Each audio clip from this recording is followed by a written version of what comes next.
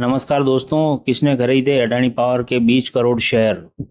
Stock split के बाद आई भारी गिरावट से निवेशक मायूस है, लेकिन अभी एक चौंकाने वाली खबर ने अडानी पावर शेयर में नया जोश भर दिया है।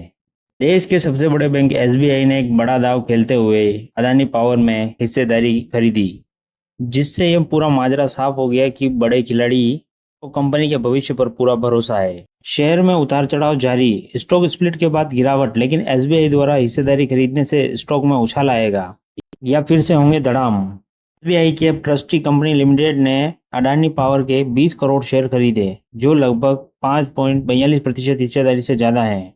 शेयर में तेजी का एक और कारण भी है। हिंडनबर्ग मामले में सेबी से क्लीन चिट मिलने की खबर के कारण अडानी पावर में एसबीआई का बड़ा दाव केवल कंपनी के लिए ही नहीं बल्कि निवेशकों के लिए भी सकारात्मक संकेत है। यह कदम बाजार में नई ऊंचाइयों की उम्मीद जगा रहा है और भविष्य में स्टॉक को ऊपर की ओर ले जाने के संकेत दे रहा है। अब यह देखना दिलचस्प होगा कि क्या खरीदारी कंपनी को अपनी पुरानी ऊंचाइयों पर वापस ले जा पाएगी। तो जानते हैं कंपनी की पूरी कहानी डिटेल में। दोस्तों, चैनल को सब्सक्राइब कर लो। बिजनेस प्रोफाइल की बात करें तो Adani infrastructure and energy, including energy generation, power sport के काम में लगी हुई है। अब पावर जनरेशन की बात करें तो operational capacity 17,550 megawatt, under construction project 4,520 megawatt, planted capacity expansion 8,600 megawatt, total capacity target 30,670 megawatt 2032 तक पूरा हो जाएगा। कंपनी 7 स्टेट में लार्ज स्केल पर पावर प्लांट संचालित करती हैं। सबसे पहले नंबर पर आता है मुंद्रा, गुजरात में है 4,620 मेगावाट का। दूसरा है तिरोदा, महाराष्ट्र 3,300 मेगावाट का। Kawai, Rajasthan 1,320 megawatt. Udupi, Karnataka 1,200 megawatt. Raipur, Chhattisgarh 1,370 megawatt. Raipur, Chhattisgarh 600 megawatt. Singrauli, Madhya Pradesh 1,200 megawatt. Gonda, Jharkhand 1,600 megawatt. Bitta, Gujarat 40 megawatt का। कंपनी क्लाइंट की बात करें तो state electricity distribution company, industrial और commercial. International client, Gonda plant से बांग्लादेश को 1,600 मेगावाट की बिजली निर्यात की जाती है। बात करेंगे कंपनी शेयर प्राइस की तो अडानी पावर का शेयर 145 रुपये के आसपास ट्रेड कर रहा था। मार्केट कैप 2,79,242 करोड़ का है। 52 वीक लो हाई की बात करें तो हाई 183 रुपये और लो 86 रुपये 20 पैसे का है। स्टॉक पी 22 रुपये 50 पैसे का है। बुक वैल्यू 29 रुपये 20 पैसे की है। डिविडेंड यील्ड 0 है। आरओसी 22.5% है। आरओई 26.1%। फेस वैल्यू 2 रुपये पर इक्विटी शेयर है। शेयर रिटर्न की बात करें तो पिछले 5 सालों में 1863% का रिटर्न दिया है। अब बात करेंगे company financial profit and loss account के बारे में। रेवेन्यू डिक्रीज हुआ है 2% के आसपास। टोटल एक्सपेंसेस बढ़ा है इनका 7.74%।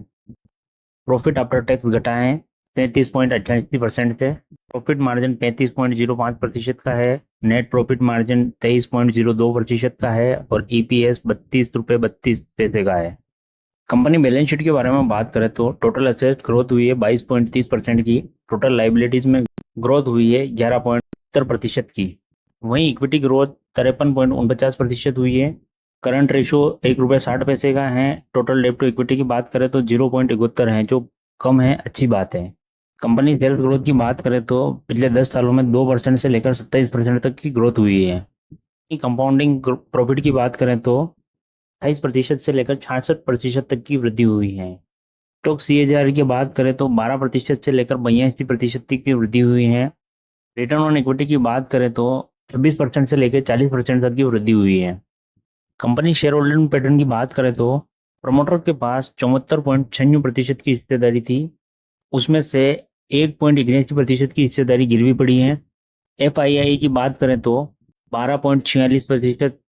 डीआईआई की बात करें तो 1.76% है। म्यूचुअल फंड की बात करें तो 1.76%। इन पब्लिक के पास 10.82% की हिस्सेदारी है। एफआईआई, डीआईआई और म्यूचुअल फंड ने अपनी हिस्सेदारी बढ़ाई है, जबकि पब्लिक ने अपनी हिस्सेदारी घटाई है। म्यूचुअल फंड की बात करें तो तीनों म्यूचुअल फंड दिए हुए हैं। बात करेंगे कंपनी के डिविडेंड एंड स्प्लिट के बारे में। कंपनी ने अभी तक किसी प्रकार से डिविडेंड नहीं दिया है, जबकि कंपनी अच्छा खासा प्रॉफिट कमा रही है। स्प्लिट की बात करें तो 22 सितंबर 2025 को स्प्लिट हुआ है शेयर। बाद से शेयर में गिरावट देखी जा रही है।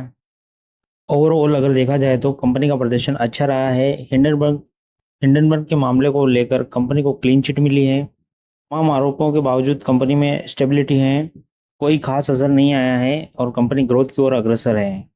कंपनी ने पिछले 5 वर्षों में लगभग 65% के आसपास सीएजीआर की लाभ वृद्धि की है। कंपनी का इक्विटी पर रिटर्न आरओई अच्छे ट्रैक पर है। कंपनी का पिछले 3 वर्षों का आरओई लगभग 40% के आसपास रहा है।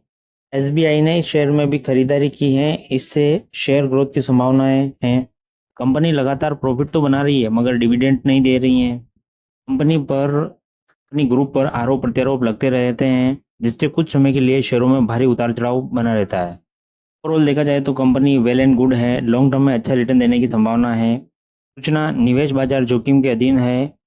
निवेश से पहले आप अपने वित्तीय योग्य प्रशिक्षित सलाहकार से सलाह परामर्श अवश्य लें। मैं सेबी पंजीकृत नहीं हूँ। यह वीडियो केवल जानकारी और शैक्षणिक उद्देश्य के लिए बनाया गया है। इसे किसी भी प्रकार से खरीद बेच की सलाह न माना जाए। दोस्तों, ऐसी महत्वपूर्ण जानकारी के लिए हमारे चैनल को सब्सक्राइब कर लीजिए। धन्यवाद मित्रों।